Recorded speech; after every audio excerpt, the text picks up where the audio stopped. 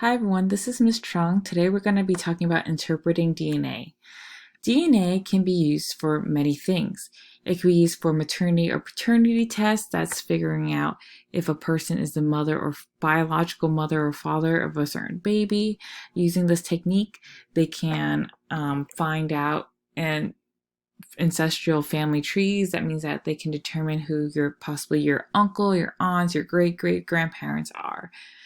Number two thing that DNA can be used for is solving crime using forensics. So this is a lot of what you guys see on TV and CSI and Criminal Minds, things like that, where they're using like DNA from blood, from blood, skin, nails, hair, things like that, to be able to identify the criminal.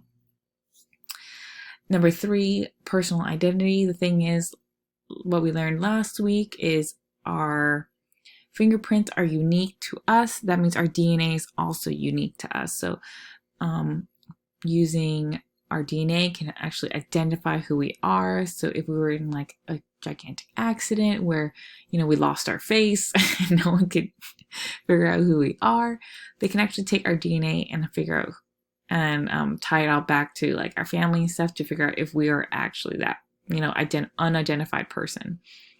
DNA can be used to check for organ donation. So if you happen to die and donate your organs, the person they're going to give it to needs to match your blood type, which that deals with your DNA. Because if not, if they don't match your blood type and different other markers that we're not going to get into, then they have a high possibility of rejecting your organ, and they don't want to get organs rejected because there's not a lot out there. So they want to use all the organs they can. Number five, like I said earlier about fingerprints, remember fingerprints are unique. That's why your phone, I'm not sure if you still have it, but a lot of phones, iPhones, Samsungs used your fingerprint ID before to unlock. So that was a form of identification before like the face unlock kind of thing. Six, it can be used for medicine to see what type of medicine is best for you, because not everyone is able to use or react to medicine the same way. 7 to 8 is kind of similar, where they're testing for birth defects or inherited disorders. So this can be either like Tay-Sachs, Huntington's disease, Alzheimer's, things like that. Number 9 is checking for genetic modification. So I wanted to focus mostly on plants. So don't just think that DNA is used for humans only. Plants that we do actually consume have been genetically modified. That means their DNA has been changed. And so, for example, the tomato has been genetically modified to not expire or decay as fast. So that's something that is used for genetic modification. 10, DNA, we can extract DNA from fossils, like bones that we find in the ground from a long, long time ago, and compare it to organisms from today to see if there's any ancestral tree or anything related from the past to the present. So these are a few things DNA can be used for. Let's just get into the next slide, which is just a reminder of DNA. Remember DNA, which DNA is just if it's wounded really tightly together, it's a chromosome. But if you just look at DNA, it's just a double helix, which just looks like a ladder, but it's twisted, where inside of the DNA, there's 4 nucleotides, where you have this A, which stands for adenosine, this G, which stands for guanine, C for cytosine, and T for thymine. So like we learned from last week, adenosine can only be with thymine. A and T can only be together. It cannot be with any other nucleotide. And also, when it comes to cytosine and guanine, they can also only be together. They can't be with the other two. A can only be with T, C can only be with G. Okay? So that's something we should know. Now, how can we look at DNA to be able to interpret it or analyze it in any way? So remember, the DNA is found in the nucleus. That's this round part of the cell. Okay? So the thing is, if it's in the nucleus and it's in the cell, there's kind of barriers there. So we need to be able to get this DNA out of the cell so that we can be able to use it, analyze it, interpret it, anything we want to do with it. But we got to get it out of there. So how do we do that? Well, we're going to use chemicals to break open those walls and set the DNA free. So a way we're going to be looking at or talking about looking at DNA in a gel electrophoresis way, which is using a type of technique to look and read DNA to see if it matches a specific person and compare and analyze to other DNA. So that's what we're specifically looking at. And to do that, we need to break the DNA free out of the nucleus and the cell. So once we add in those chemicals and break it free, okay, out of the cell wall and the nucleus, once we release the DNA, we're going to use something called enzymes.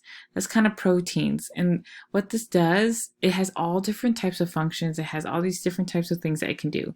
But we're going to use a specific one to cut the DNA, cut it, okay, it's similar, cutting like scissors, cutting the DNA at specific, this is really important, specific spots, okay? So this is an example of what I have. So this is a long strand of DNA. Every time this enzyme or this protein reads this code, GAATTC, this is just an example, it's gonna cut like scissors, cut the DNA. So because it's just cutting every time it reads this code, DNA, it's going to have DNA strands at different lengths. Some will be very short, some will be very long. So here's like a good example. I have like this one's like really short, and then this one's really long, things like that. So you're going to have DNA strands at different lengths, and that's also very important to know. So once you have the DNA cut, okay, so you're going to put it into the gel electrophoresis, which is just basically this machine that is able to run your DNA through, and then you're able to read it. So this is just a quick thing to show you how it's used and how it's done so you can read DNA. Like I said, very quick overview. You'll be learning more about it later, but since we wanted to do something like this now, this is the best way to introduce you to it. So you're going to have a sample of DNA that's been cut up by those enzymes. So these are like the little different strands of it. Okay, these little blue squigglies. Okay, you're going to take all your DNA and put it into like this pipette, which is kind of like a syringe, and you're going to inject it into your gel electrophoresis. So the gel part is, it looks like clear jello with slots, like a slot where you could put your DNA in. So here it looks like clear jello. So this is like the clear jello. This is a slot up here. They gave you 3.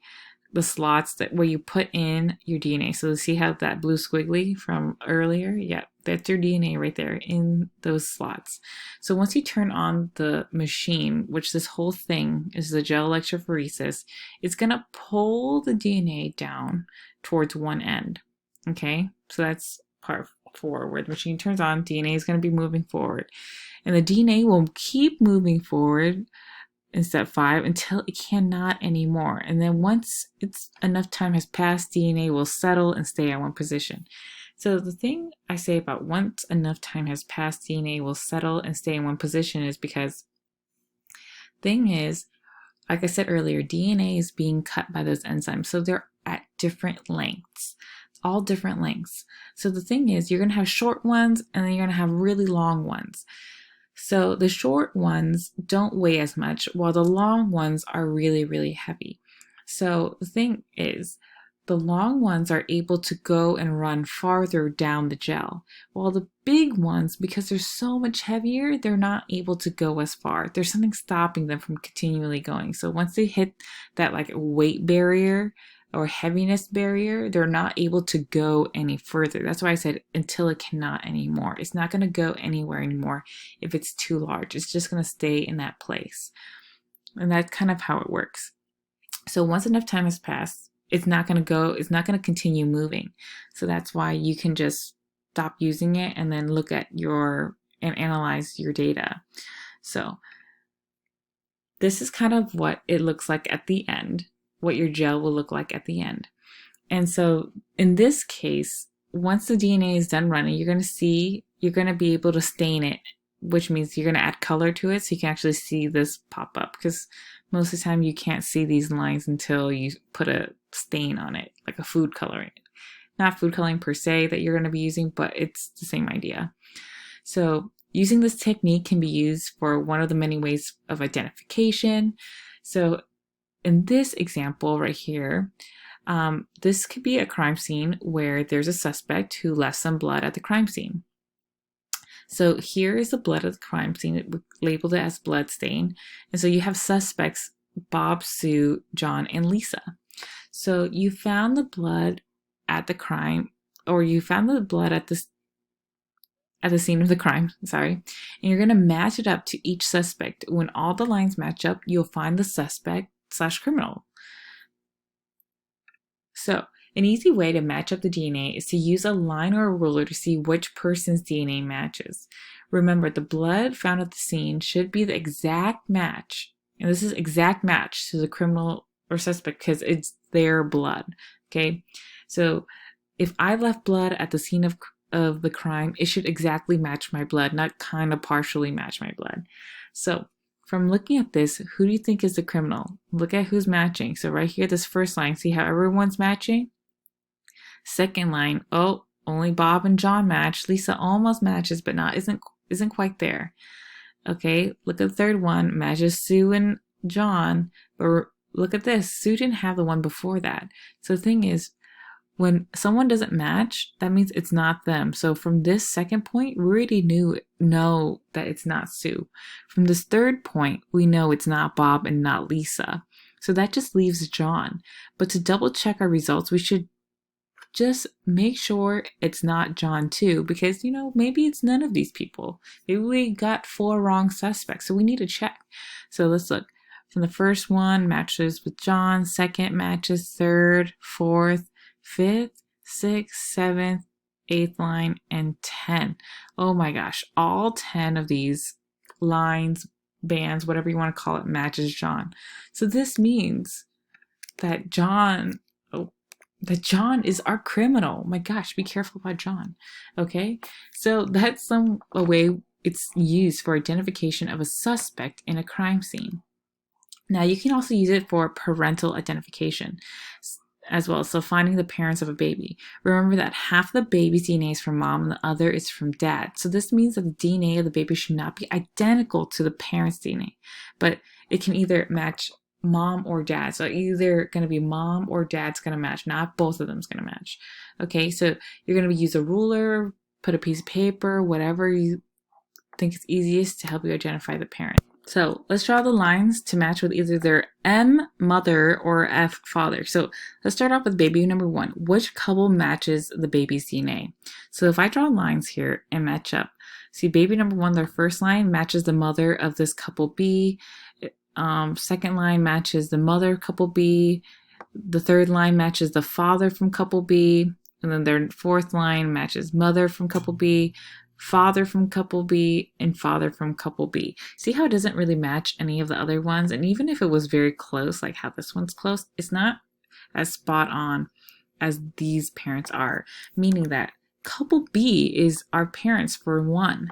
Okay, so let's try it. What about for baby 2? Okay, so I'm going to show you what it looks like for right now. Why don't you take a pause and try to figure out who the couple is for baby 2. Don't worry, I'm going to go over the answers. So pause right now. Okay, I hope you're unpaused. So let's just draw the lines, compare it. Right here is matching with that mother, this father, this mother. This line matches with this mother and this father. See, it's all matching up with everyone here from this. So that means that baby 2 is for couple C. Okay, what about baby 3? Take a pause right here and check it out. Okay, so I'm hoping you're unpaused. Here's the lineup. It's gonna be for, there's the answer. So it's couple A. So yes, exactly, it matches couple A. So If you have any problems with this, please remember to email me, come to my office hours, things like that. And that's pretty much it. I hope this video was good and good for you, and I hope to see you soon. Bye.